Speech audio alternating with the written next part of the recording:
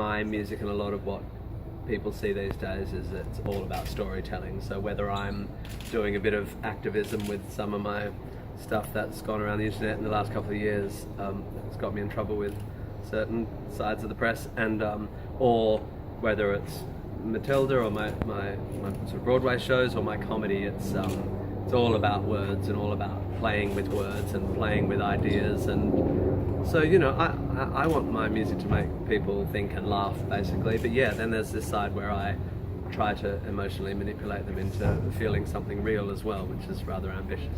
Do you mind that you're becoming different from what you were originally known as? Oh no, not at all. I'm addicted to the idea of staying unpigeonholable. It's like my obsession, and I started writing theatre long before I was a comedian, and I was a songwriter.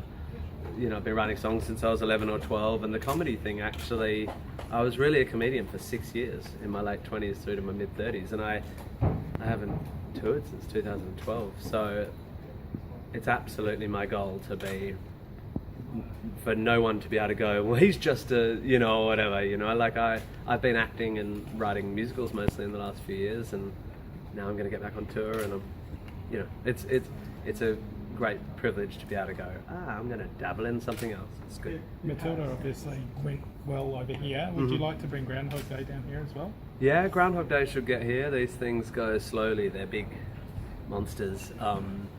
We're going to get Groundhog Day back to London first, and then, yeah, but there are very enthusiastic and capable people down here who want it here, so it'll get there. It's just a matter of when. What about moving back to Australia? How's that gone, and how are you feeling now that it's been a couple of months, I guess? Yeah. We just moved to Sydney at Christmas, and we've never lived in Sydney, so it's I guess we moved when we first got married. 17 years ago, whatever it is, we moved to Melbourne, and then we moved to London, then we moved to LA, and now it's our sort of fourth big move.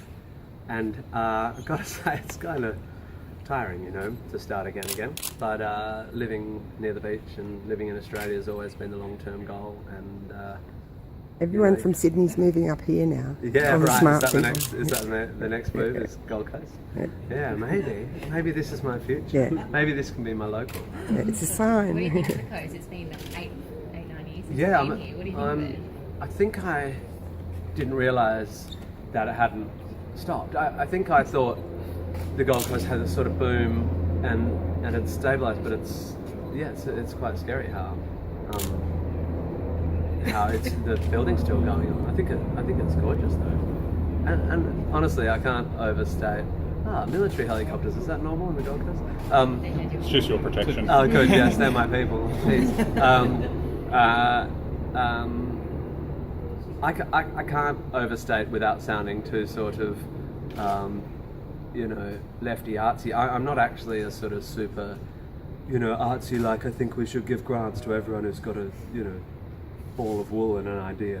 But I do believe we live in a time of sort of rationalism that tries to quantify the economic outcome of every tiny bit of expenditure, which of course you have to do, but the unquantifiable positive outcomes of investing in public art and in venues where public art can happen is, I think, is massively underestimated. You don't even need to talk about the sort of ephemeral stuff. It pays back economically as well, but I just reckon towns aren't towns until you have venues where people go, oh yeah, remember when HOTA first opened and we saw these 5 acts in the first year, and it's 20 years later and we still go there with our kids now, and those meeting places in a city like this that develops so much it's wicked. Good place.